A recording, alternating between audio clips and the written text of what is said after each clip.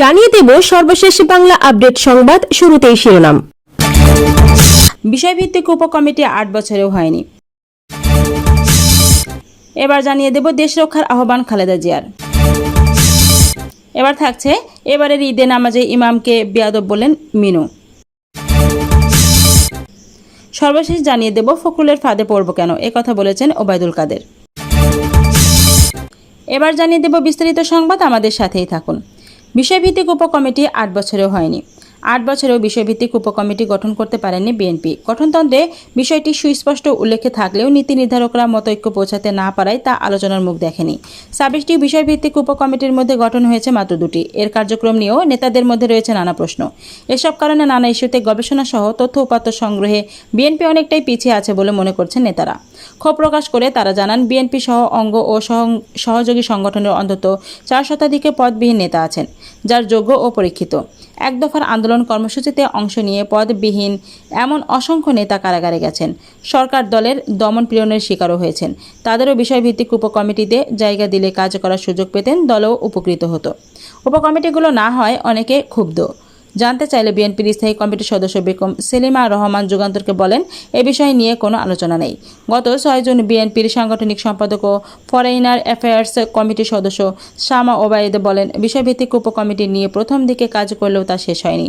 BNP গবেষণা প্রতিষ্ঠান বিএনআরসি communication wing তাদের মতো করে কাজ করছে। অন্যদিকে ফরেন অ্যাফেয়ার্স কমিটির অনেকেই দেশের বাইরে থেকে কাজ করছেন। যুক্তরাষ্ট্র ও যুক্তরাজ্য সহ প্রভাবশালী দেশগুলোতে প্রতিনিধিরা সক্রিয় আছেন। 2016 সালের মার্চে বিএনপির সর্বশেষ 6ষ্ঠ জাতীয় কাউন্সিল হয়। গঠনতন্ত্র অনুযায়ী 3 বছর পর পর জাতীয় কাউন্সিলর হওয়ার কথা থাকলেও গত 8 বছরেও তা হয়নি। অবশ্য জাতীয় কাউন্সিল না হওয়ার পেছনে ক্ষমতাসীন দল ও প্রশাসনের নানা প্রতিবন্ধকতাকে দায়ী করেছেন দলটির নীতি নির্ধারকরা। বিএনপির গঠনতন্ত্রে 6-এর 13 উপধারায় বিষয়ভিত্তিক উপকমিটির গঠনের কথা স্পষ্টভাবে বলা আছে। সেখানে উল্লেখ আছে, দলের চেয়ারম্যান গুরুত্বপূর্ণ জাতীয় সমস্যার পরিপ্রেক্ষিতে প্রয়োজনবোধে জাতীয় কাউন্সিলের সদস্যদের মধ্য থেকে কয়েকজনের সমন্বয়ে বিষয়ভিত্তিক কমিটি করতে পারবেন।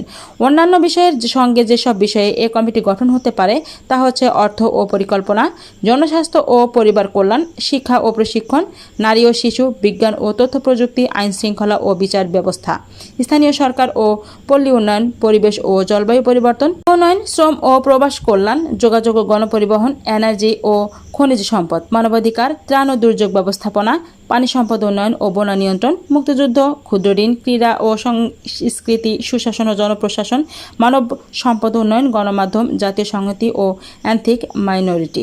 গঠনতন্ত্রে আরও বলা আছে, এসব কমিটিতে দলের সদস্য নন অথচ বিশেষ ক্ষেত্রে পারদর্শী, যোগ্যতা ও দক্ষতা সম্পন্ন এমন ব্যক্তিদের অন্তর্ভুক্ত করা যাবে। দেশ রক্ষার আহ্বান খালেদা জিয়ার। চলমান রাজনৈতিক ও অর্থনৈতিক পরিস্থিতিতে দেশ রক্ষার ভূমিকা রাখতে নেতাদের প্রতি আহ্বান জানিয়েছেন বিএনপি চেয়ারপারসন খালেদা জিয়া।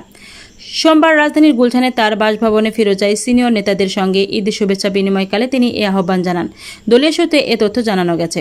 সূত্র জানায়, খালেদা জিয়া সিনিয়র নেতাদের ধৈর্যের সঙ্গে সবাইকে নিয়ে ঐক্যবদ্ধ থাকার বার্তা দেন।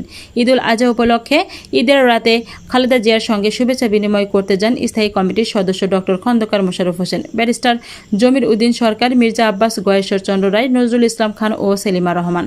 এ সময় নেতারা খালেদা জিয়ার কুশলাদি জানতে চেয়ে নিজ নিজ পরিবারের কথা জানান।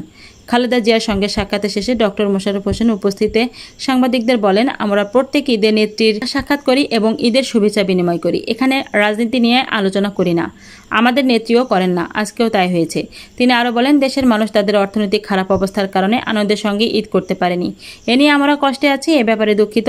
আমাদের নেত্রীও দুঃখ প্রকাশ করেছেন। চেয়ারপারসন দলীয় নেতাকর্মী সহ দেশের জনগণকে ঈদের শুভেচ্ছা জানিয়ে বলেছেন, তিনি বলেন, ভবিষ্যতে বাংলাদেশের মানুষের চাহিদা অনুযায়ী অর্থনৈতিক, সামাজিক সহ সর্বক্ষেত্রে উন্নতি হয়, আনন্দ, সুখ, স্বাচ্ছন্দ্যের সঙ্গে ঈদ এবং ঈদ যাপন করতে পারে, এজন্য খালেদা জিয়া দোয়া করেন। সময় মুক্তিযোদ্ধা নেতাদের উদ্দেশ্যে খালেদা জিয়া বলেন, আপনারা দেখছেন দেশের কি অবস্থা, দেশের অর্থনৈতিক ও রাজনৈতিক সংকট কতটা ভয়াবহ। আপনারা মুক্তিযুদ্ধ করে দেশ স্বাধীন করেছেন, এই মুহূর্তে দেশ রক্ষায় আপনাদের ভূমিকা রাখা উচিত।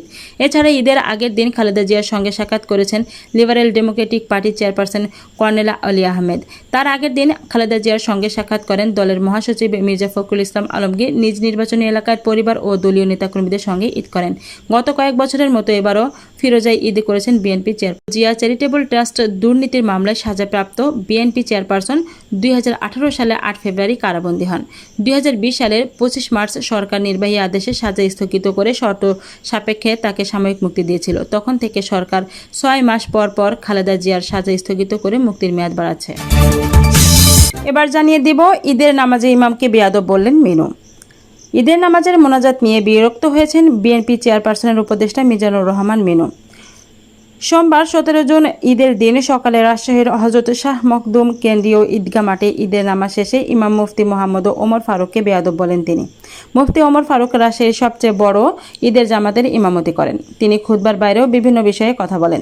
খুতবা শেষে অনেকটা লম্বা সময় ধরে দোয়া করেন তিনি। এসব কারণেই ইমামের প্রতি বিরক্ত হন রাজশাহীর সাবেক সিটি মেয়র ও সাবেক সংসদ সদস্য মিজানুর রহমান মিনু। 2 বছর আগেও একই মাঠে ঈদুল আজহার নামাজ শেষে মিনু ইমামকে ভর্ৎসনা করেছিলেন।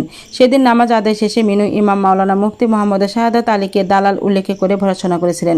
এবার সেই একই ঈদগাহে আলাদা ইমামকে বলেন বেয়াদব। মিনু ইমামকে উদ্দেশ্য করে বলেন, ধর্মের দোয়া পড়াবেন, বিএনপি আওয়ামী লীগের দোয়া পড়াবেন না, বেয়াদব সব। এই ঈদগাহে বিভাগীয় কমিশনার ডক্টর দেওয়ান মোহাম্মদ হুমায়ুন কবির ও জেলা প্রশাসক শামীম আহমেদও অংশ নিয়েছিলেন। তবে নামাজ শেষে বিএনপির এই নেতার এমন আচরণ তারা খেয়াল করেননি।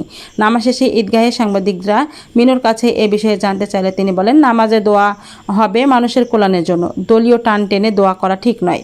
ইমামকে বেয়াদব বলার বিষয়ে তিনি বলেন, এটা আমি বলতে যাব কেন? যদি বলি তাহলে একটা স্লিপ অফ টান। ইমাম মুফতি মোহাম্মদ ওমর ফারুক বলেন, দোয়া সবার জন্য হয়েছে। ঈদগাহের মাঠে আল্লাহর কাছে চাওয়া পাওয়ার জন্য দোয়া করা হয়। কারো সমস্যা হলে তিনি চলে যাবেন, এটাই নিয়ম। সর্বশেষ থাকছে ফখরুলদের ফাঁদে পড়ব কেন, বলেছেন ওবায়দুল কাদের। আওয়ামী লীগের সাধারণ সম্পাদক এবং সড়ক পরিবহন ও সেতু মন্ত্রী ওবায়দুল কাদের বলেছেন, ফখরুল সাহেব যুদ্ধে জড়াতে চান, আমরা সেই ফাঁদে পড়ব কেন? তিনি বলেন, বিরোধী দলের একটা ভাষা আছে, সরকারের যারা থাকে তারা নতজানু থাকে। এটা বিরোধী দলের একটা কমন ভাষা। কিভাবে নতজানু এটা একটু ফখরুল সাহেব ব্যাখ্যা করে বলুক। বিএনপি নেতা ফখরুল ইসলাম আলমগীর সহ বিরোধী দলের নেতারা অভিযোগ করেন, মিয়ানমার ইস্যুতে সরকার নতজানু নীতি অবলম্বন করছে। এ বিষয়ে সাংবাদিকদের প্রশ্নের জবাবে সচিবালয়ের নিজ দপ্তরে তিনি এসব কথা বলেন। ওবায়দুল কাদের বলেন, সেন্ট মার্টিনে যে গুলিটা আসছে এটা মিয়ানমার সরকারের নয়, এটা আরাকানের যে রেবেলরা আছে তাদের। সেখানে যে জাহাজের কথা বলা হচ্ছে সেটা তারা সরিয়ে নিয়েছে। তিনি বলেন, আমরা ক্ষমতায় আছি। 25 আগস্ট যখন রোহিঙ্গারা স্রোতের মতো আসছিল তখনও তারা কখনো কখনো আকাশে সীমা অতিক্রম করেছিল। তখন আমাদের প্রধানমন্ত্রী ওয়াশিংটনে, আমি 1 মাস কক্সবাজার ছিলাম। তখন প্রধানমন্ত্রী প্রতিটা বাহিনীর প্রধানকে ফোন করে বলতেন, কোনো অবস্থাতে আমরা যেন যুদ্ধে লিপ্ত না হই। মিয়ানমারের সঙ্গে আমরা আলাপ আলোচনা করব, আলোচনার সমাধান করব। আমরা যুদ্ধে জড়াবো না, এটা আমাদের দেশের জনগণের চাওয়া। এখন ফখরুল সাহেব যুদ্ধে জড়াতে চান, আমরা সেই ফাঁদে পড়ব কেন? ওবায়দুল কাদের আরও বলেন, আমরা সরকারের আছি, আমাদের দায়িত্ব আছে, কর্তব্য আছে। সার্বভৌমত্ব চলে গেলে আমাদেরই ব্যথা লাগবে বেশি।